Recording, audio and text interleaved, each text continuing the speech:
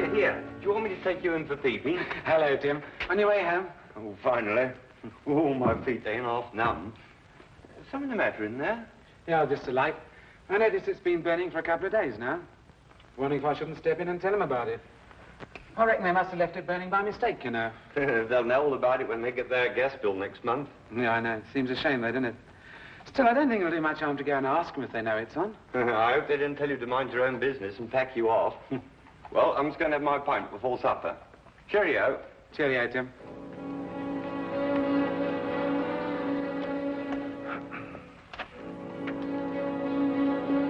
Afternoon, sir.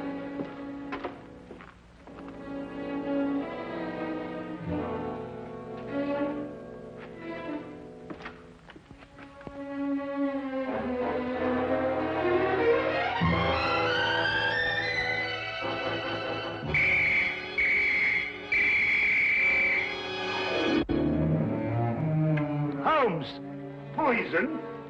Yes, Watson, Egyptian, as a matter of fact. I'd read about it before, but I'd never worked with it. That's the teapot!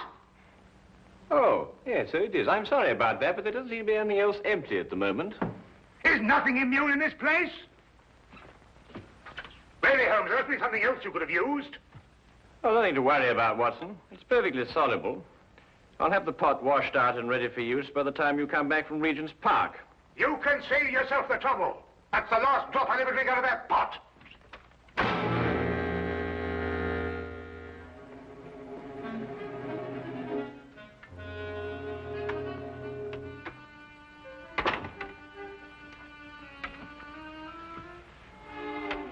I say, Holmes, how in thunder did you know I was going to Regent's Park? Well, a simple deduction, my dear fellow. Take a look at your clothes. Oh, what's the matter with them? I might easily be going to the club in these. You're immaculate, except for those old shoes. Hmm? Oh, those. I've forgotten all about those. So I deduce that you're going to a place where you're likely to meet people, but also you're liable to scuff your shoes. The gravel paths of a public park seem to fit that perfectly. But why Regent's particularly? We're lunching at 12:30, and since it's now nearly 11, I assume that your choice of parks is limited to the most convenient one, that being Regent's, of course. Simple deduction, really. I wonder who that can be this time of the morning. Would you care to deduce it, Watson? No, I think it'd be simpler if I just open the door. Would you be Mr. Sherlock Holmes? No, but won't you come in? It's Mr. Holmes I got to be finding. I am Sherlock Holmes, madam.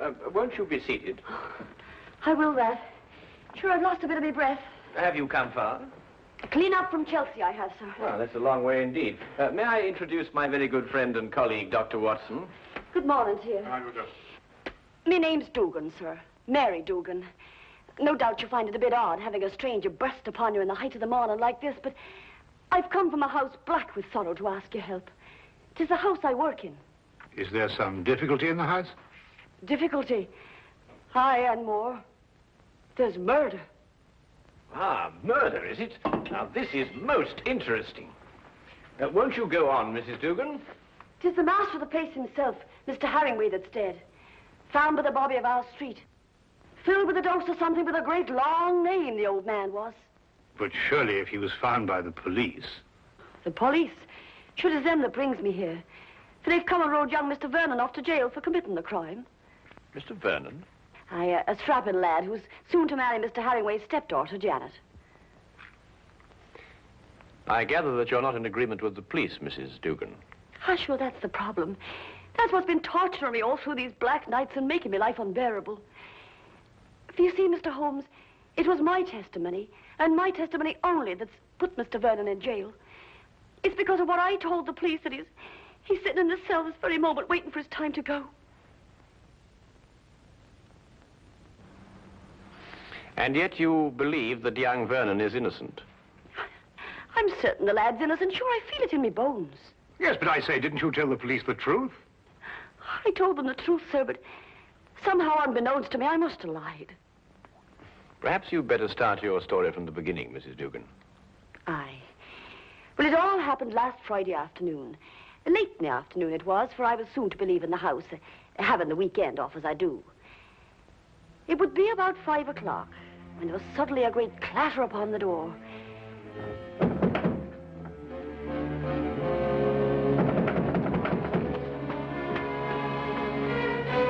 Hello, Mrs. Dugan. Oh, good afternoon to Mr. Vernon.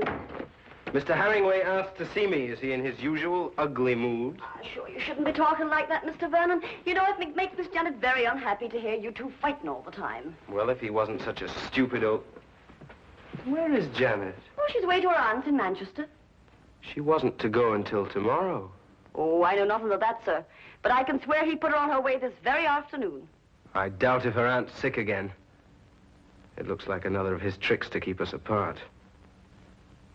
Well, where is he? In his study. He's asked me to show you right in. Just a minute.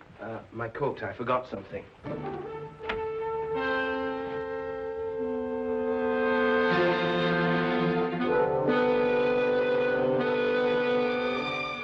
All right. Come in. Mr. Vernon, sir. Would that be all? No, Mrs. Dugan. I want you to remain. Remain, sir. Just sit over there and listen to every word that's said.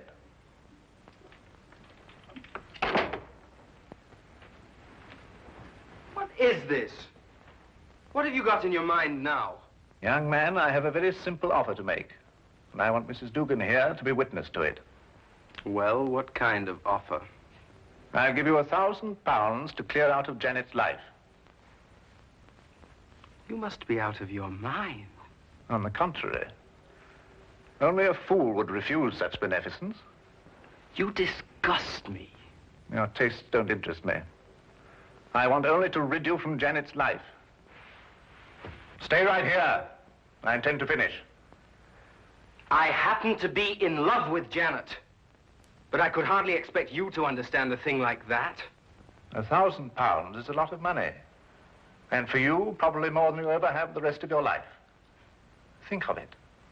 £1,000 just for clearing out. When I clear out, as you put it, I'm going to take Janet with me. I warn you, this is your only chance to gain anything. You must always win, mustn't you? Every little thing has to be your way. Even if it means destroying your daughter's happiness. I'm not interfering with her happiness. I only want to cleanse her life of a bit of trash. You may have had her under your fist all her life, but she'll break away now. No matter what you do, Janet's going to marry me. Mr. Herringway! Medicine. My medicine in the cupboard in the next room. I'll get it. Green bottle on shelf.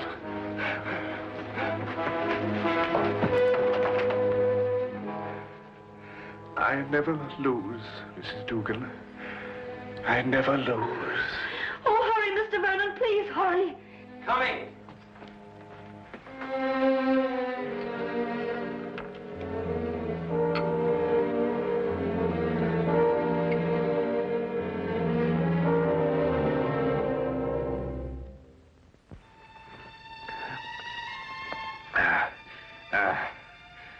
Thank you. Feel much better. Well, there's no need to stare. I'm all right. Now get out of here. Both of you. Get out.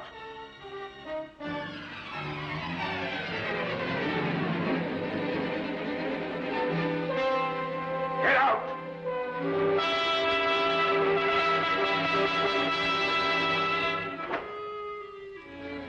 A few minutes later, I left the house. And that's the last I ever saw of Mr. Herringway. Alive. I see. And what did you tell the police when they questioned you? Sure, I told them everything. Just as it happened. About the bottle Mr. Vernon took out of his coat pocket, the sudden quarrel, Mr. Herringway's attack of illness, and Mr. Vernon going to get the medicine. And this was sufficient to have young Vernon remanded on a charge of murder?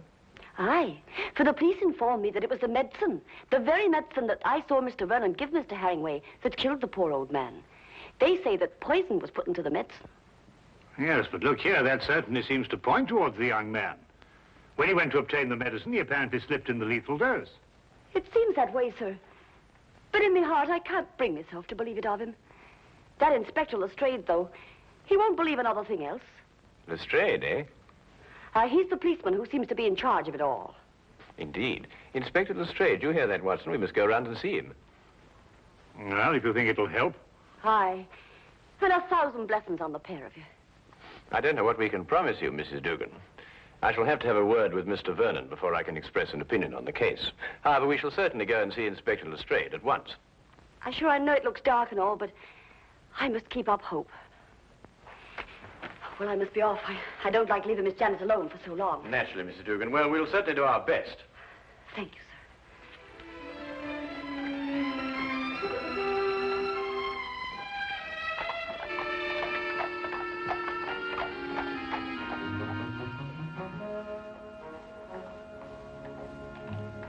I can't see any reason for it. The man is guilty. Anything you want to know, I can tell you myself. Oh, come, Lestrade. I only want to ask the young man a few questions. It's time for my lunch. You needn't come. Now, look here, Holmes. There was a very large dose of strychnine in that medicine. The only person who could possibly have put it there was young Vernon. Or Mrs. Dugan? No, she didn't have any reason to. Besides, Vernon was a chemist. He had access to all sorts of poisons. Indeed, he was a chemist. You hear that, Watson? Young Vernon was a chemist. Hmm? Eh? Yes, indeed, Holmes. Yes, I thought you'd be interested to hear that. Well, I am indeed. It is most important, and I insist upon seeing the young man immediately. We have no time to lose, Lestrade. No time to lose. Oh, all right, all right, all right. I don't see what you can possibly gain from this. But if you insist, you can see for yourself. His whole attitude merely supports the evidence. Well, here we are. Inspector Lestrade. Yes, sir.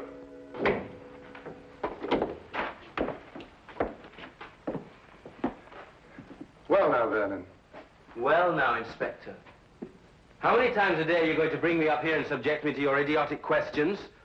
I've already told you everything I know. And I'm getting tired of repeating it every half hour so that it'll penetrate your dense brain. Look here, young man, that's hardly an attitude to take.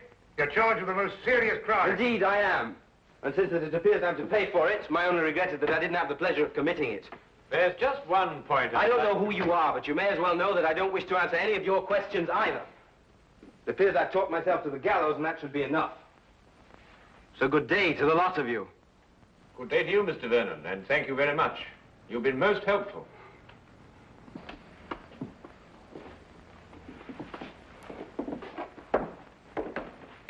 President Young Rogue.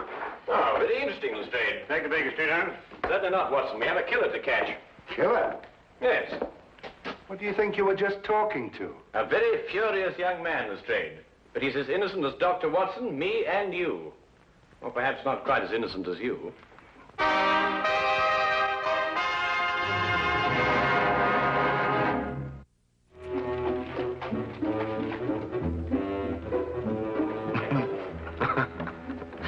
What can you possibly find to be so amusing? Huh?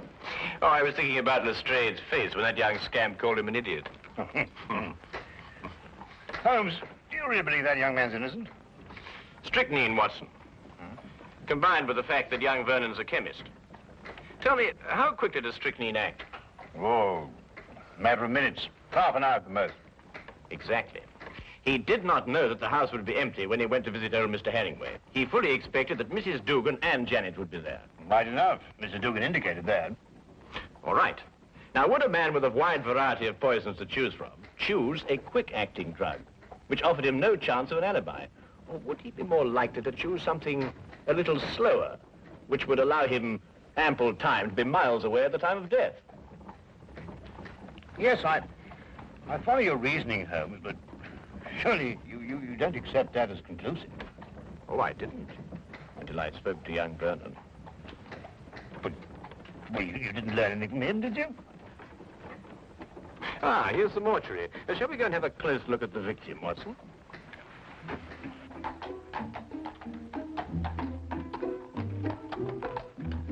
Holmes asked to see the medical examiner's report, and as we prepared to enter the mortuary, he explained his theory that Vernon's violent temper didn't fit into the cold-blooded pattern of this crime. A particular particular sort of fellow, our friend Herringway. No, why do you say that? Well, notice the well-kept hair, the neatly trimmed moustache. Mm-hmm. Wasn't so particular about his hands, was he? What do you mean, Watson? Well, look, the dirt definitely packed in under those nails. It's even gone into the cuticles. I say it's a bit incongruous with this perfect manicuring. Yes, especially as this hand's absolutely immaculate. Wait a minute, Watson.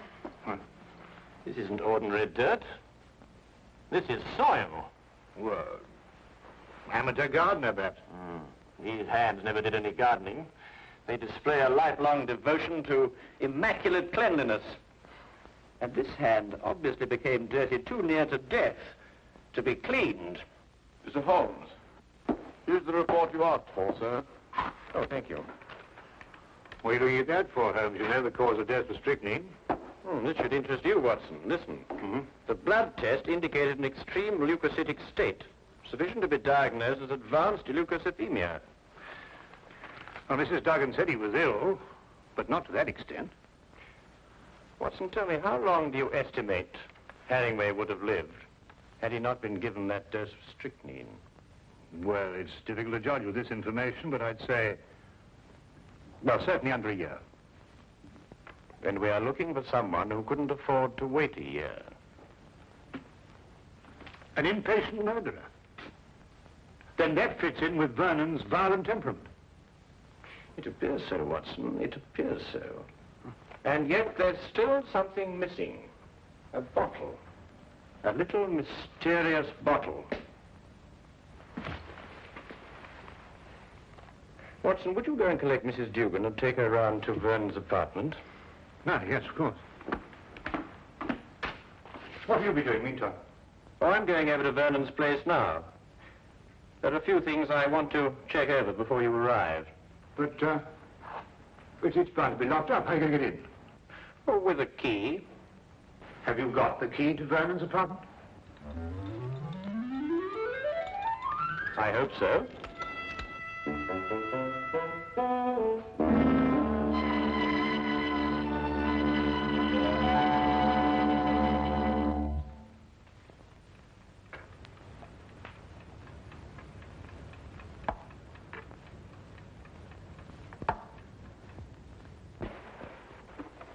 We came as quickly as we could.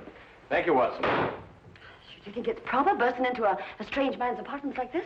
Well, it isn't proper in the least, Mrs. Dugan, but if we're going to help young Vernon, I'm afraid there's very little choice. What is it you want me to do?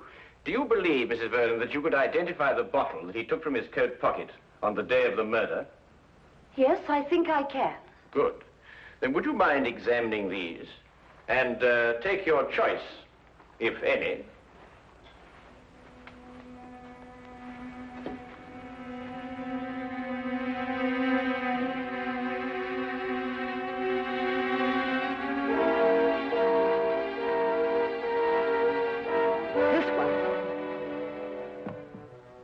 You're certain? I am absolutely certain. Thank you, Mrs. Dugan. Thank you very much.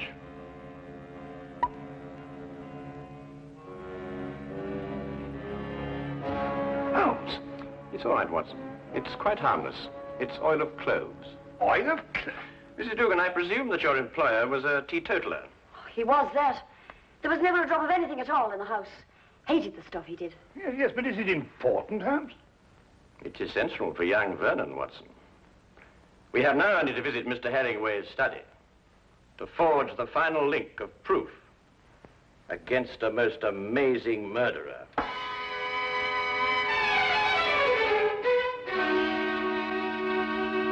Really, Miss Herringway, I hope you realize that in this case I find myself in a particularly difficult position. But as a police officer, I have no alternative. I must follow the dictates of the law. But Tom didn't do it. He couldn't have done it. It just can't be. Precisely the opinion I expressed to you this morning, Lestrade. Holmes. Oh, Miss Janet, this is Mr. Sherlock Holmes, and this here gentleman's Dr. Watson, his friend. It is because of me that they're here. You see, I went to them begging for their help. Help? It was your fiancé's arrest that prompted Mrs. Dugan, I believe. I see. Sit down, please. Well, really, Holmes, why do you persist in this?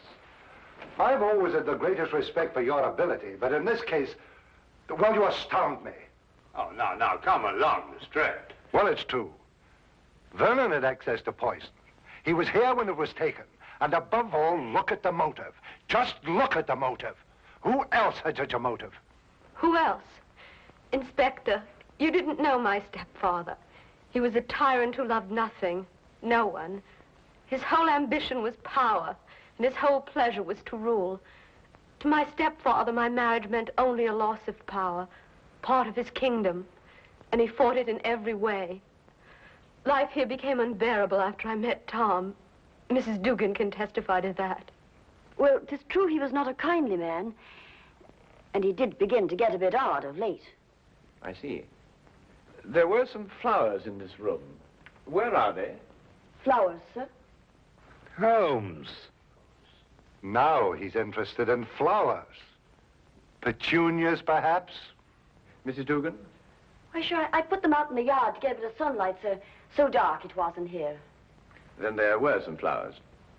Mrs. Dugan, would you be kind enough to fetch them, please? Yes, sir. Holmes, what have flowers got to do with... Watch.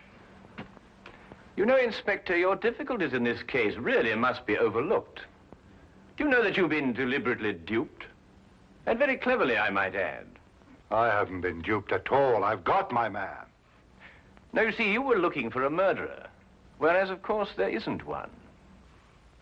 First it's petunias. Now there's no murder. There's a body, but no murder. You see, Mr. Herringway committed suicide. There was no indication of suicide whatsoever. No message, nothing. Well, naturally there was no indication of suicide, because it was deliberately planned to look like murder. Are you serious? Completely, Miss Herringway. You see, your stepfather was more of a tyrant than you imagine. Losing you to Vernon meant losing power. And so first of all, he tried to bully him. Then he tried to bribe him. And when that failed, he tried to kill him. Mr. Herringway tried to kill Vernon? Yes, Watson. By committing suicide in such a way that Vernon would be blamed and executed for Herringway's death. The stage was set, the heart attack was feigned, and Vernon was sent to get the medicine. If Herringway took the poison himself, where did he hide the bottle? Of course, that's right. The poison acted too fast for him to dispose of the container. But he did dispose of the container, Watson. And if my theory is correct, it should be in one of the two flower pots that Mrs. Dugan is holding.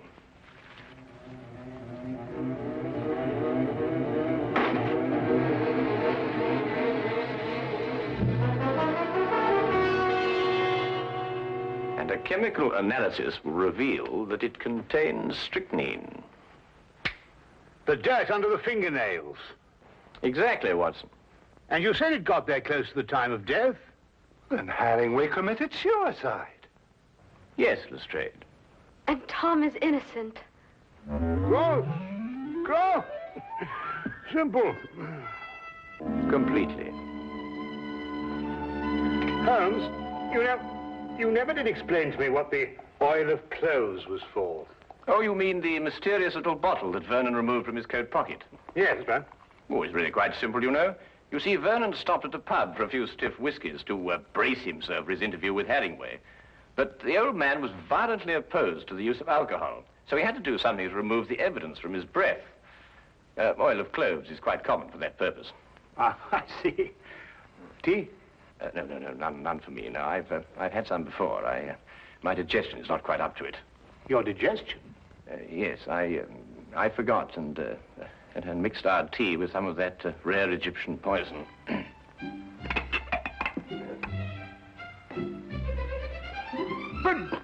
But confound it, man, the tea's ruined. Oh, fair enough, old man, but so's my poison.